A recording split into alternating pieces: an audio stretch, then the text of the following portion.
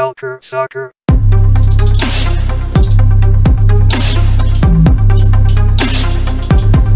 Culture Soccer. Bonjour tout le monde et bienvenue à ce nouvel épisode du podcast Culture Soccer. Aujourd'hui, j'ai l'immense plaisir de recevoir l'ancien joueur de l'Impact de Montréal, champion de la USL First Division 2 fois, vainqueur de la Voyageuse Cup 7 fois et maintenant directeur de l'Académie du CF Montréal, Patrick Leduc. Patrick, bonjour et bienvenue ici sur Culture Soccer. Bonjour à tout le monde de Culture Soccer. Ça me fait plaisir d'être à l'émission. Nous, ça nous fait un grandement plaisir de te recevoir. Écoute, on va rentrer vraiment dans le vif du sujet parce que je sais que ton temps est précieux. Donc, on va vraiment rentrer dans le vif du sujet tout de suite. En premier, pour ceux qui ne connaissent pas un peu comment marchent les académies du côté de la MLS, est-ce que tu peux nous expliquer ton rôle à toi en tant que directeur de l'Académie du CF Montréal? Oui, le CF Montréal, c'est une académie qui a plus de 10 ans d'existence. En fait, l'académie a été formée juste avant l'entrée en MLS de l'Impact de Montréal.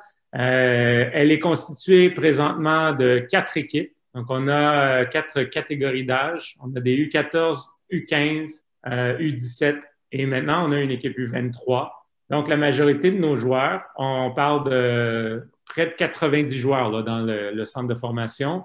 Ils ont entre 14 et les plus vieux en ce moment ont 20 ans. On n'a pas réellement de joueurs qui ont plus de 20 ans dans ce groupe. Et donc, oui, donc 4 équipes. Au cours de l'histoire de l'Académie, les groupes d'âge ont un peu changé, mais on est présentement sur ceux que je viens de nommer. Les équipes, 3 d'entre elles jouent dans un circuit aux États-Unis avec d'autres académies de la MLS. Donc, on affronte, nous aussi, les Red Bulls de New York. On affronte l'Union de Philadelphie. On affronte, en fait, les équipes MLS du nord-est des États-Unis. On affronte aussi parfois Toronto, même si dans les dernières années, on n'était pas dans la même division. Et en plus de cette ligue, il y a des compétitions de coupe et des championnats qu'on fait qui nous permettent d'affronter des académies privées, mais aussi d'autres académies comme celle d'Atlanta, de Kansas City ou du Galaxy de Los Angeles. L'Académie a eu plusieurs succès au cours de son histoire. Au moment où on s'est arrêté à cause de la pandémie. On était en bonne position aussi on était parmi les 8 finalistes, autant chez les 17 ans, et à cette époque-là, on avait un groupe de 19 ans. On était parmi les 8 finalistes. Puis là, je parle de compétition qui regroupe plus de 80 académies par groupe d'âge. Donc, c'est d'être dans les 8 meilleurs, c'est être dans les, si on veut, les 10%. La crème de la crème, quoi. La crème de la crème. Donc, on savait qu'on avait déjà des joueurs très compétitifs. Plusieurs des joueurs, certains vont connaître leur nom parce qu'ils ont signé des contrats professionnels depuis cette époque. Mais donc, c'est un peu ça, l'Académie. On a l'équipe plus vieille, le groupe U23, qui va devenir en fait une équipe réserve aussi pour notre MLS, étant donné qu'ils sont un peu plus âgés. On appelle ça la post-formation. C'est la fin du cycle de développement. Ce sont des joueurs qui commencent à pas simplement aspirer, mais même à participer à des compétitions chez les pros, à des matchs, mais qui ont besoin de temps de jeu. Donc, le groupe U23, cette catégorie d'âge vise ça, là, de permettre à des joueurs qui terminent leur formation d'avoir de la compétition et de toucher au monde pro et de parfois faire un peu l'ascenseur, mais ça nous donne un peu plus de flexibilité. Donc, en gros, c'est un peu ça, l'Académie. Oui, le directeur, on dirige ça, on dirige le staff qui s'occupe de chacune des équipes, mais aussi la partie médicale, la partie administrative, la partie performance qui est avec notre préparateur physique, notre préparateur mental. C'est de diriger tous ces efforts-là, tous les secteurs de l'Académie. Parfait, parfait. Tu nous as parlé un peu de l'académie en tant que telle. Plusieurs académies à travers le monde, dans des clubs de foot, ont une mission spécifique et assez précise. Est-ce que pour l'académie du CF Montréal, est-ce qu'il y a une mission spécifique? Est-ce que, par exemple, le but, ce serait de développer les meilleurs joueurs possibles, de développer les joueurs dans un système assez défini à travers toutes les équipes? Est-ce que ce serait de développer de bons citoyens, par exemple? C'est quoi vraiment le but principal? Parce que on sait qu'il y a des académies où leur premier but, c'était de former en premier des êtres humains responsables en premier, parce qu'on sait que beaucoup de joueurs de l'académie ne vont pas décrocher un contrat pro, avant même de penser au côté sportif. Tu peux un peu nous expliquer la mission de l'Académie du CF Montréal? Oui, ben c'est un peu tout ça. Parce que toutes ces choses sont importantes dans le développement d'un jeune athlète. La partie citoyenne nous touche. On veut pas simplement faire de l'éducation sportive, on veut faire de l'éducation qui est assez globale, parce qu'une personne qui a des valeurs qui correspondent à celles de l'académie va être un sportif qui va mieux se comporter. On pense que c'est souhaitable.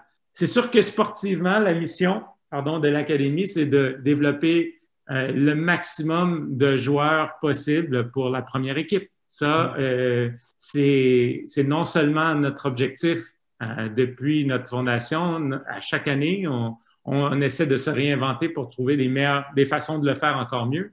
Mais j'ajouterais que la mission n'est pas simplement de former des joueurs qui vont s'intégrer à la première équipe, mais c'est aussi d'avoir des joueurs qui vont faire une différence au sein de la première équipe. Et ça, ce sont des belles paroles, hein, des missions, des valeurs, on peut parler de piliers. Tout ça, c'est important de les avoir et de s'en rappeler. Mais à la fin, les belles paroles doivent être accompagnées d'actions, puis de gestes qui font qu'on sent que ça fait une différence. Et parfois, quand on passe plus à l'action qu'à la rhétorique, là, des fois, on veut que ça bouge. On veut démontrer qu'on s'en va dans une bonne direction et qu'on fait quelque chose qui, justement, fait une différence. Mais parfois, on manque un peu de patience. Fait que c'est important d'avoir cet équilibre avec les belles paroles, hein, ce qui est souhaitable, la mission qu'on se donne, de former le maximum de joueurs, de former, d'éduquer nos jeunes sportifs dans toutes les sphères de leur vie. Mais aussi, donc, de compenser avec un peu les actions qu'on va poser avec se rappeler que ça demande de la patience. Hein? Quand on pose une action comme offrir des contrats à 4 joueurs, c'est excitant. Tout le monde au club est content, tout le monde à l'académie est très fier. Et puis, au moment où on le fait, on l'annonce, le réflexe de plusieurs éducateurs à l'académie, c'est on pèse sur le frein un peu, on baisse les attentes, parce que là, on s'est dit, OK, on est arrivé, mais le travail n'est pas fini. Au contraire, il commence. Et il faut donc pas penser que, du jour au lendemain, on a une vedette, on a un joueur étoile, comment ça se fait qu'il n'a pas fait 15 buts après 15 minutes de jeu, etc. La pression, on est dans un monde d'instantanéité avec de gratification instantanée avec les médias sociaux, avec Amazon, avec tout ce qui se passe sur Internet. Donc, on signe un joueur, on s'attend à ce que tout de suite, il soit en uniforme et qu'il joue et puis qu'il fracasse tout ce qu'on voit comme record. Donc, il faut aussi qu'on comprenne que la mission, c'est important de s'en rappeler parce que ça nous ramène un peu sur les 2 pieds sur terre. Puis on voit que c'est un projet qui est à plus long terme. Oui, effectivement, c'est un projet à long terme. On le sait très bien, c'est sûr. En tout cas, on va parler un peu du long terme un peu plus tard. J'aimerais juste revenir sur quelque chose qui fait beaucoup débat sur les réseaux sociaux et à travers la communauté, surtout des équipes canadiennes, des supporters des équipes canadiennes en MLS, où on sent un certain, parfois, désavantage pour le fait de jouer avec sous l'égide d'une fédération américaine. Est-ce que c'est la même chose au niveau de l'académie? Est-ce qu'on sent aussi quelques désavantages avec le fait qu'on soit au Canada comparativement aux autres académies qui sont plus en sol états-unien? Désavantages, non. Je pense que la compétition, elle est plus élevée. Et je pense que même si je pense d'avoir une ligue nationale, des compétitions chez nous, c'est nécessaire, c'est souhaitable. Mais si on veut se développer, on ne peut pas se contenter de jouer contre des équipes qui sont égales ou plus faibles que nous. Il faut toujours plus fort. Et donc, d'où l'intérêt de jouer contre les meilleures équipes possibles le plus souvent possible. La meilleure compétition qu'on peut affronter dans un rayon, si je prends un rayon de 500 000 kilomètres, ben généralement, il y en a certaines bonnes équipes au Québec et au Canada, mais la compétition va être plus dur si on va vers Boston et si on va vers New York et si on va vers Toronto. Et de se priver de ça, pour moi, ce serait une erreur fondamentale. Je pense qu'on devrait maximiser ces compétitions et se donner les moyens de le faire. Plusieurs personnes sont choquées quand on revient à l'exemple du hockey, mais je vais quand même en utiliser un. Si j'étais un joueur de hockey en France, et je voulais me développer pour un jour jouer en Ligue nationale de hockey et que tout ce que je faisais, c'était jouer contre d'autres joueurs de hockey de France, mais je me limite énormément. Même si j'ai beaucoup de talent et j'ai des belles habiletés, je vais me limiter. J'ai besoin de me comparer. Peut-être on va commencer avec les Suisses, avec les Allemands, puis ensuite, peut-être, pourquoi pas, les Scandinaves, les Russes, les Tchèques, et ensuite les Américains, les Canadiens. C'est parce que c'est le plus haut niveau en termes de hockey sur glace. Alors, on serait fou de se contenter de jouer seulement entre nous. Je trouve que ça, c'est une vision où on se limite trop. Ça ne veut pas dire que le fait de jouer dans un circuit nord-américain n'a pas d'inconvénients et que le fait qu'on soit seulement une minorité de clubs canadiens, notre poids, notre voix, elle est pas aussi grande que celle des groupes américains. On a parfois l'impression d'être une arrière-pensée dans certaines décisions. Oui, c'est une source de frustration, mais je dirais pas que pour autant, on devrait compromettre l'aspect compétitif. Il faut chercher à composer parce que pour se développer, de toute façon, on a besoin d'adversité. On a besoin aussi d'une sorte de résilience. Arsène Wenger, j'ai lu récemment sa biographie, mais on parle des jeunes joueurs qui n'ont pas seulement besoin de talent et de l'intensité dans leur ambition, mais ils ont besoin surtout de résilience dans leur ambition. Ils ont besoin de passer au travers de plusieurs couches d'adversité. Ils ont besoin de se préparer à passer une saison ou deux sans jouer, à revenir, à pas être sélectionné, à être dans les estrades quand t'es pas blessé. Pour les pousser, en fait. De vivre ce genre d'épreuves qui forgent ton caractère, d'aller jouer en 4e division, après en 3e division, pour revenir avec un désir encore redoublé et une envie de conquête. Parce que des exemples de joueurs qui réussissent dès 16 ans à s'imposer en première équipe, pour rester avec Arsenal, là, il y a Fabregas qui l'a fait, mais tu as aussi besoin d'avoir des joueurs qui vont ailleurs, qui montrent qu'ils ont envie et qui vont faire carrière de cette façon-là, après avoir s'être fait les dents, disons, dans des circuits parfois mineurs.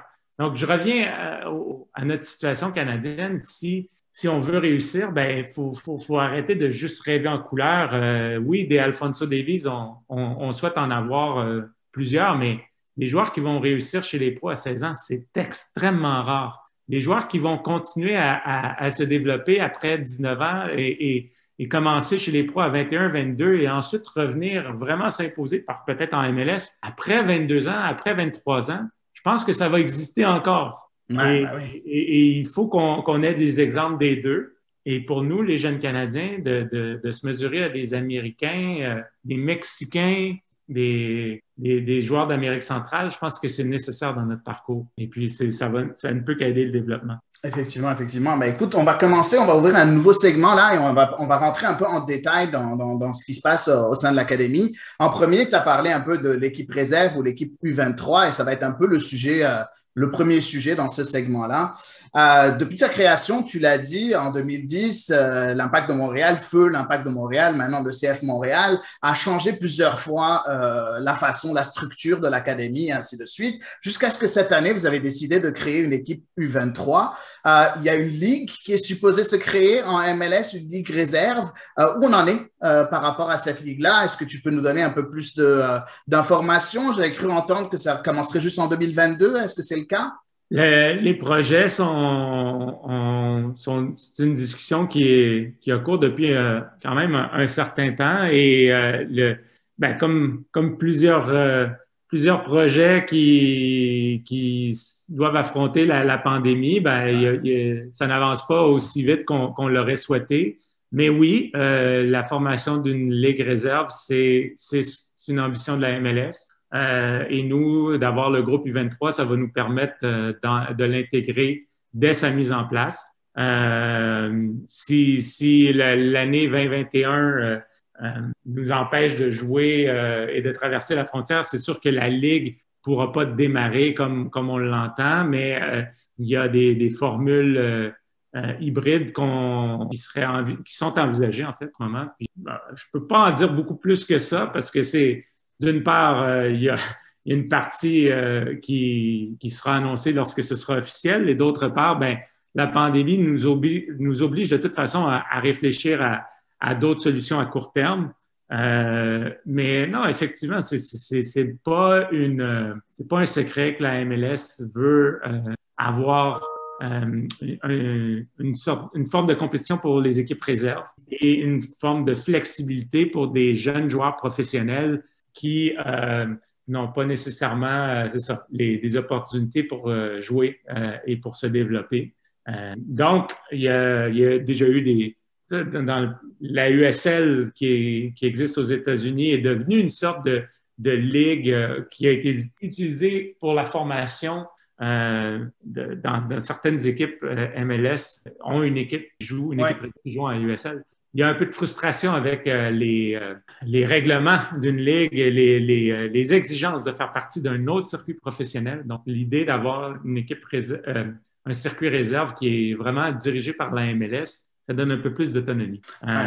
Pour nous, le U23, ça n'empêche pas qu'au moment où on pourra compétitionner, on va le faire même si c'est pas de façon officielle. C'est important pour nous d'avoir des matchs pour nos jeunes joueurs, même si ce sont des matchs amicaux. L'an dernier, on a eu une drôle de saison en 2020 pendant l'été au Québec, mais on a été capable de disputer certains matchs. Et les leçons qu'on en a tirées, c'est que non seulement on peut jouer des matchs, mais que certains de ces matchs peuvent être même très bons pour le développement des jeunes joueurs, que ce soit contre des équipes de PLSQ ou éventuellement contre des équipes universitaires, ça pourrait être une solution. Et ce sont des projets qui sont à l'étude pour le court terme pour notre équipe. Parfait, parfait. Tu as parlé un peu de la flexibilité qu'on pourrait avoir au sein de la MLS, pour les équipes de la MLS, pour continuer le développement de certains jeunes joueurs qui ont signé un premier contrat professionnel.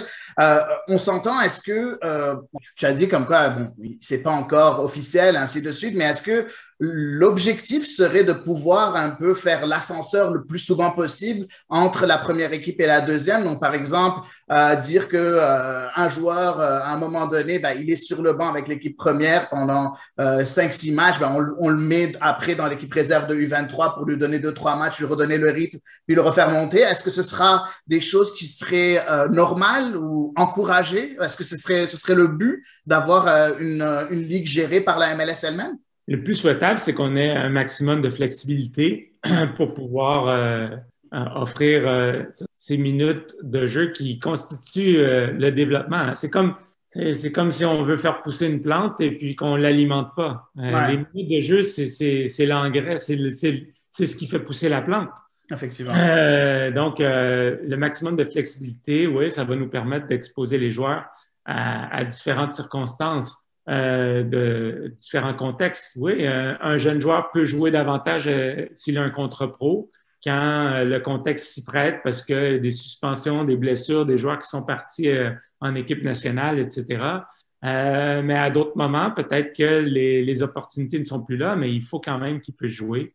Le fait de jouer en U23, ça serait ou en réserve, c'est ça répondrait à ce besoin. Après, les règles, les détails là-dessus sont à finaliser. Oui, c'est sûr, c'est sûr. On pourra peut-être, et ce ne serait pas souhaitable non plus d'avoir, disons, 15 joueurs qui débarquent du groupe pro pour jouer en U23 parce qu'ils n'ont pas joué. Et on bloque ainsi le développement des plus jeunes. Des plus jeunes. Donc, il y a des règlements à mettre en place. pour clarifier le nombre de joueurs qui montent dans l'ascenseur ou qui, si tu vois, si je reprends ton image.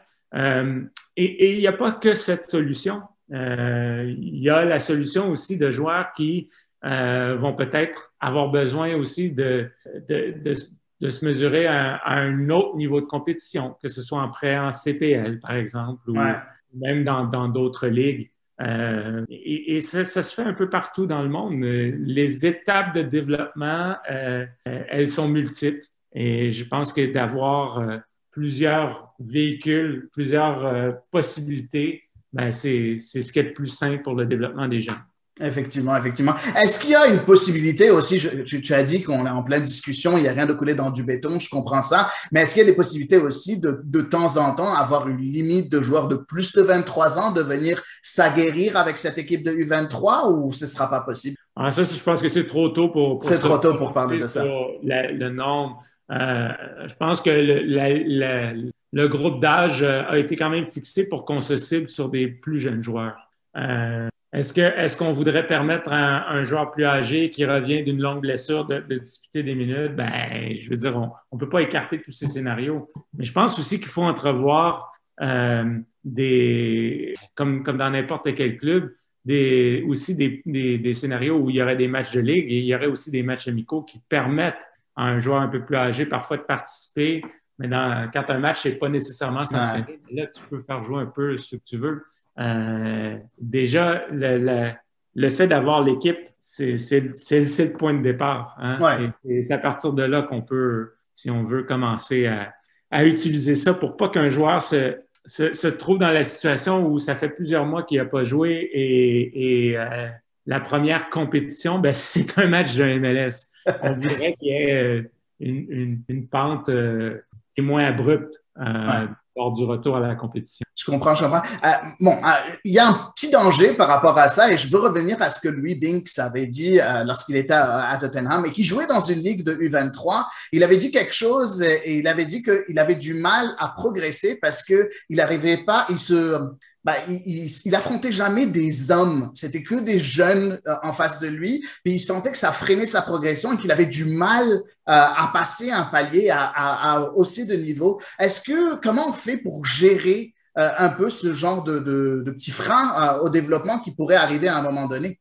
Oui, non, mais je pense que il y a rien d'anormal dans ce propos parce que pour un jeune joueur, on veut assez fréquemment dans son développement l'exposer on veut un niveau de compétition plus élevé.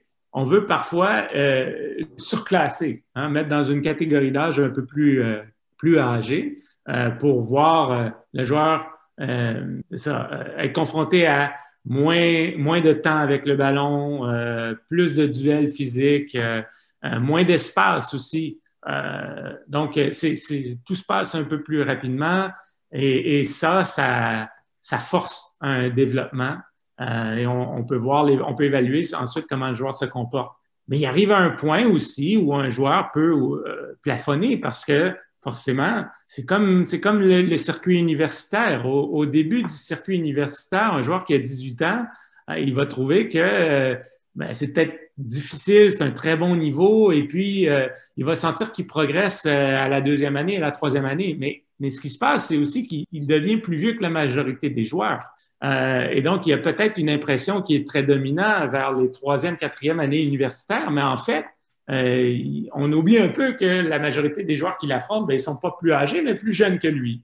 Et donc, c'est un des désavantages de n'importe quelle catégorie avec une limite d'âge. Je pense néanmoins que pour des jeunes joueurs et même certains plus âgés, ça devient un bon niveau de compétition sérieux. Sur du plus long terme, il y a des limites. Les propos de Louis Binks là-dessus en font état. Je pense que dans son cas aussi, il réalise avec sa première saison à MLS que il nous a montré de très belles choses. Je pense que c'est un joueur qui a un énorme potentiel et qui est encore en train de se développer. Mais que la MLS est une ligue où il y a beaucoup de duels aériens, il y a plusieurs matchs dont le déroulement, ouais, aussi il va y avoir une sorte d'ouverture. C'est qu'il y a des matchs qui sont moins fermés à plusieurs moments, plusieurs séquences de matchs. Et puis, je pense que c'est encore plus vrai cette année avec la pandémie, le fait que des équipes soient à des niveaux physiques différents. Tactiquement, il y a peut-être des schémas qui se mettent en place au début du match, mais ensuite, ça s'étire. Et puis là, ben, le fait d'être confronté à un joueur très physique, ben, tu te rends compte que, oh, ouais, OK, j'ai peut-être pas connu ça avant dans ma carrière. Et c'est vrai que, bon, je suis pas en train de dire que le circuit 23 aura réponse à tout, mais je pense qu'il va nous aider globalement à parfaire le développement d'un joueur qui, sinon, il est bloqué à 19 ans si on s'arrête à U19 à l'académie, comme c'était le cas dans le passé. Et là, on doit prendre des décisions sur des joueurs qui sont loin d'avoir terminé leur formation. Ouais, non, je te rejoins. C'est quand même un gros pas en avant, en tout cas, d'avoir ça par rapport à ce qu'il y avait avant. Bon, un petit mot sur Jason DiTullio, qui a été nommé entraîneur de cette équipe-là. Juste comme ça, comment ça s'est passé dans les coulisses? Pourquoi lui? Tu peux nous parler un peu des enjeux de la nomination d'un coach et pourquoi avoir choisi Jason DiTullio, qui a quand même beaucoup d'expérience? Jason faisait partie du staff de l'académie.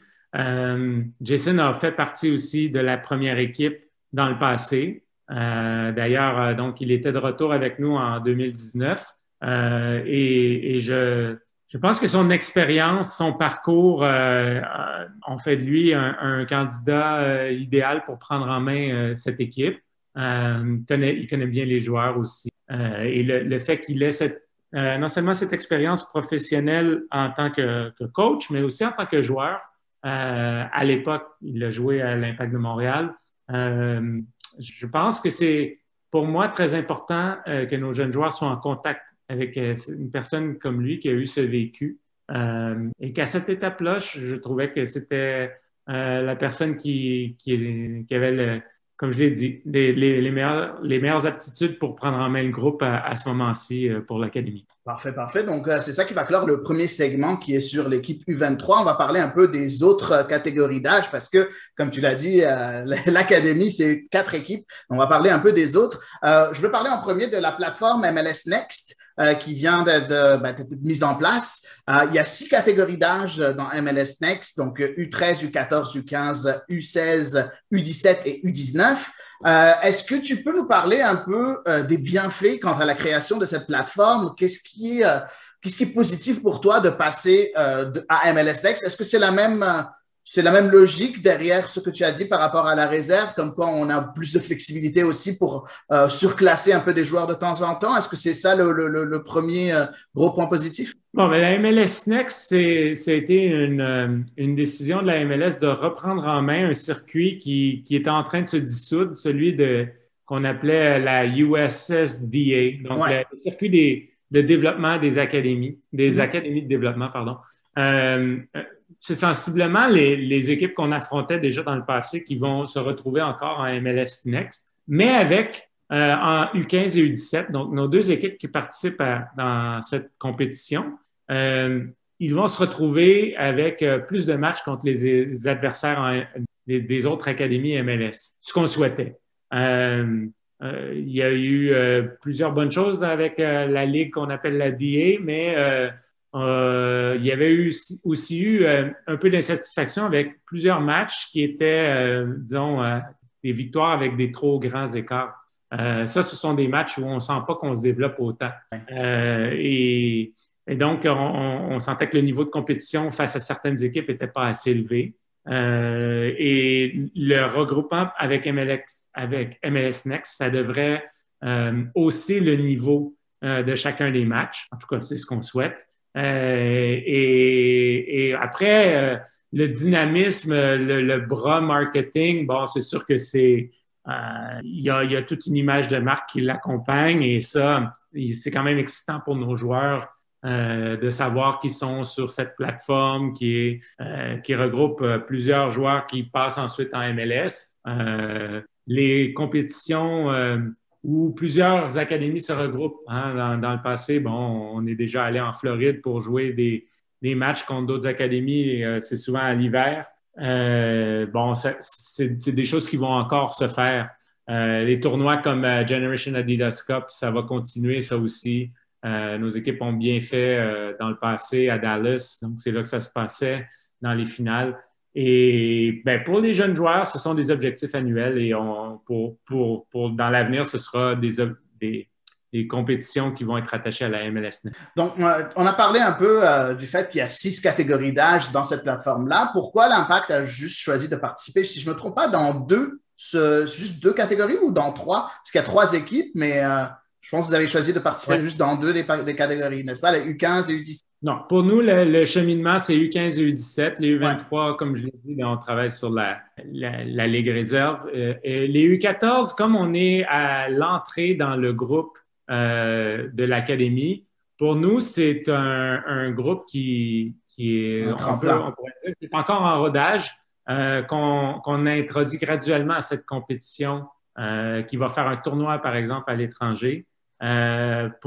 Il y a un questionnement aussi sur disons, le voyagement fait que on pense que c'est préférable de commencer à 15 ans vraiment de s'exposer à ce genre de fréquence les week-ends où tu t'en vas aux États-Unis ou que dans certains cas, tu joues des matchs à domicile aussi. Mais c'est une nouvelle exigence qui demande un certain endurcissement.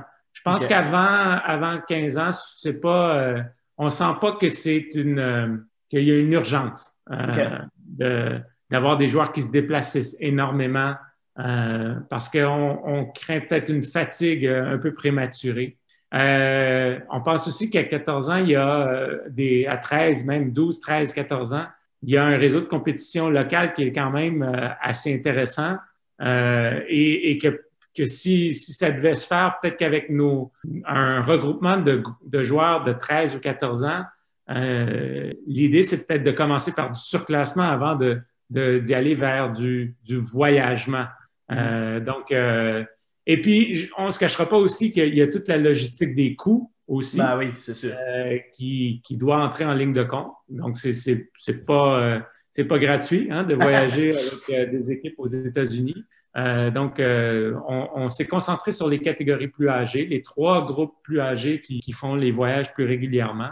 Et c'est une formule que je n'anticipe pas qu'on va changer dans un avenir rapproché. D'accord, parfait. Parlons un peu des 2 entraîneurs de ces 2 équipes-là, les U15 et U17. Donc déjà, U15, qui d'autre que Eduardo Sebrango, qui est à la tête de l'équipe. Et du côté des U17, Nicolas Gagnon, qui, lui, est parti suivre déjà un stage avec la Fédération française aussi, qui doit, c'est sûr, avoir pesé dans la décision. Est-ce que tu peux nous parler un peu des nominations de ces deux entraîneurs-là? Ben, Nicolas et Eduardo, ce sont des éducateurs qui sont à l'académie depuis longtemps et qui ont beaucoup de bagages. Eduardo est un ancien joueur, lui aussi professionnel, qui a représenté le club.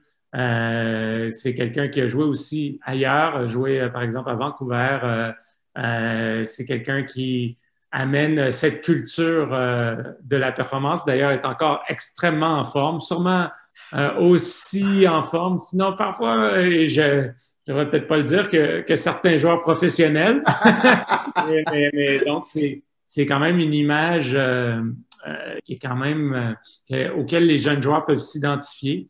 En U17, Nicolas Gagnon, tu l'as dit, il n'a pas seulement suivi un stage en France, il a suivi des stages. En fait, Nicolas parle couramment 3 langues, français, anglais et portugais, parce qu'il a passé une bonne partie de sa vie au Brésil, où il est allé faire l'acquisition de beaucoup de connaissances, de la méthodologie de certains clubs brésiliens.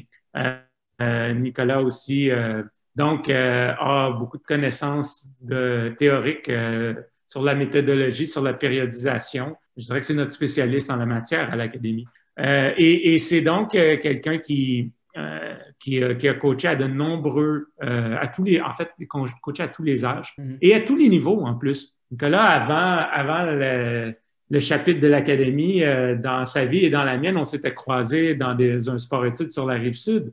Il a coaché à Richelieu et à Masca. Nicolas est originaire de Saint-Hyacinthe.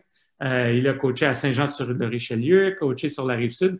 On a coaché ensemble, puis on en parlait encore tout récemment, une équipe de la Rive-Sud qui regroupait un certain Mathieu Chouanière, un certain Zoran Basson, hein, j'espère les gens de Montréal et du Québec vont redécouvrir cette année avec le CF Montréal. On était dans une équipe de la Rive-Sud qui affronterait Concordia, qui avait une certaine vedette dans l'équipe qui s'appelait Balou. Donc, et nous, on coachait. Et puis, il y avait Wilfrid Nancy aussi qui était dans ça. Donc, c'est comme quoi, là, je m'adresse plus aux éducateurs de coachs au Québec. Il y a de l'évolution, pas seulement pour les joueurs, mais aussi pour les coachs. Ah oui. Et donc, Nicolas a tout un parcours. Et je pense qu'avec le groupe U17, je pense que les U15 et les U17 ont beaucoup de joueurs avec un très fort potentiel et il y a beaucoup de choses qu'on veut mettre en place. On veut avoir ce fil conducteur. Je pense il existe déjà à l'Académie.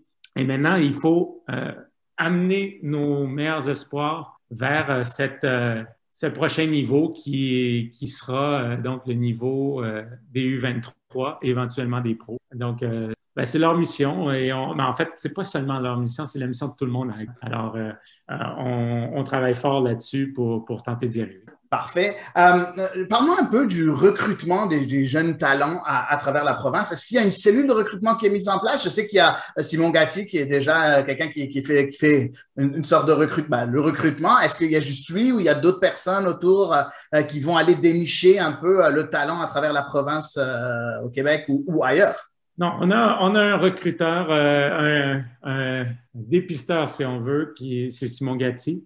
On a plusieurs mécanismes pour essayer de trouver des joueurs. On a toujours fait des détections à chaque année, des détections ouvertes où tous les joueurs qui sont intéressés peuvent s'y inscrire. Malheureusement, en 2021, on n'a pas pu encore les mettre en place. Les parties remises, lorsque ce sera possible, on le fera. Donc, on essaie d'être proactif, donc aller de l'avant aussi, aller voir un maximum de joueurs. Simon a son réseau de gens qui l'aident.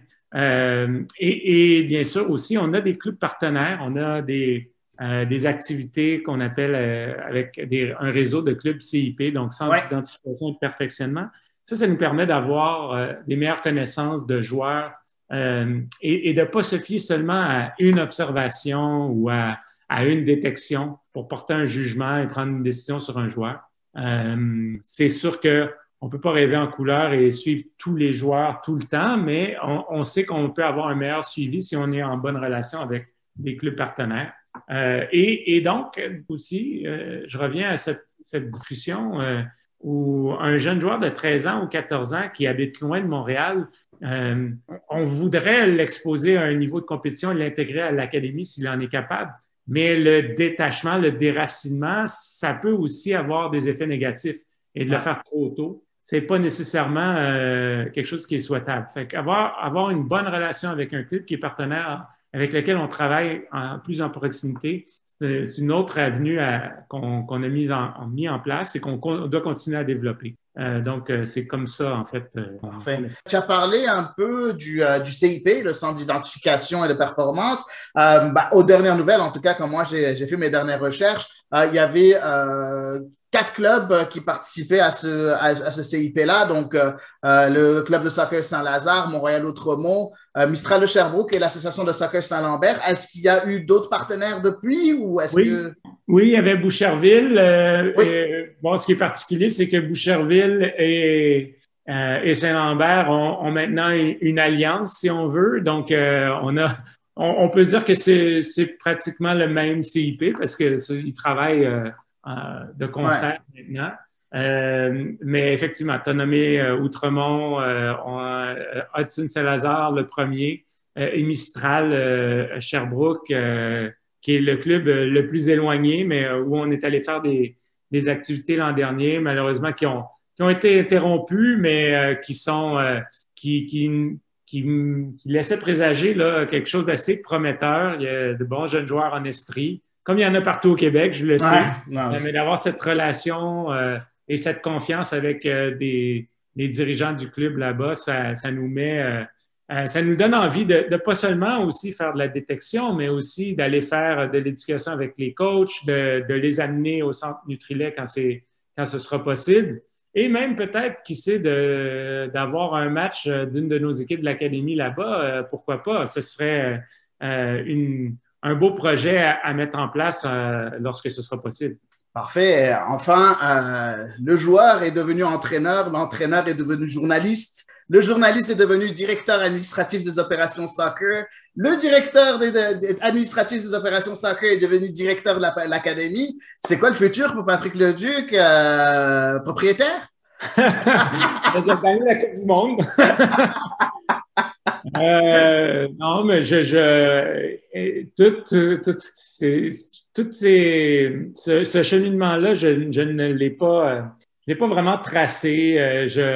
J'aime souvent dire à mes jeunes joueurs qu'ils ne devraient pas avoir la crainte d'écrire quel est leur objectif et de se donner disons, l'objectif, c'est ça, d'atteindre et de tracer la route pour y arriver. Mais je suis le cordonnier mal chaussé parce que j'ai pas fait ça dans mon plan de carrière professionnelle. J'avoue que là-dessus, j'y vais un peu, je me laisse pousser par le vent, hein, puis, mais je suis très heureux d'être à l'académie. Je pense que le volet développement a toujours été très, très important pour moi. Le fait d'être en contact avec des jeunes, je dirais, on est dans une période où on s'interroge beaucoup, hein, avec la pandémie, tout le monde se remet en question. On a des journées où on est un peu moins motivé que d'autres. Le fait d'être en contact avec des jeunes, pour moi, a toujours été une grande source de motivation. Donc, je suis très heureux non seulement d'être en contact avec eux, mais de les voir progresser, de voir qu'ils ont de l'énergie et qu'ils ont du potentiel. Donc, si on peut les guider et les amener à représenter le club et à retrouver un stade qui est plein et qui est content de les voir jouer et qui les voir soulever des trophées, pour nous, ce sera pour moi ça l'avenir. C'est plutôt qu'un poste ou une carrière particulière, c'est ça que je veux voir dans l'avenir. C'est de voir nos jeunes qui sont passés par l'académie avoir du succès chez nous, faire une différence, puis éventuellement gagner et soulever des trophées. En tout cas, j'aime beaucoup ces mots. Je suis quelqu'un qui défend beaucoup les jeunes, qui veut voir de plus en plus de jeunes de chez nous vraiment atteindre les plus hauts sommets. C'est quelque chose que je répète sur plusieurs plateformes et puis très heureux d'entendre ce que tu viens de dire ici. Patrick Leduc, merci beaucoup d'avoir pris le temps aujourd'hui avec Culture Soccer. C'était très enrichissant et j'espère qu'on pourra le refaire à un moment donné. Ça m'a fait plaisir. À la prochaine. À bientôt. Merci beaucoup. C'est ainsi que se termine l'entrevue de Patrick Leduc, directeur de l'Académie du CF Montréal. J'espère que cet épisode vous a plu et nous, de notre côté, on va vous dire à la semaine prochaine pour un nouvel épisode de Culture Soccer. Entre-temps, n'hésitez pas à partager notre contenu, à en parler et bien évidemment, nous faire part de votre commentaire. Merci encore et à la semaine prochaine.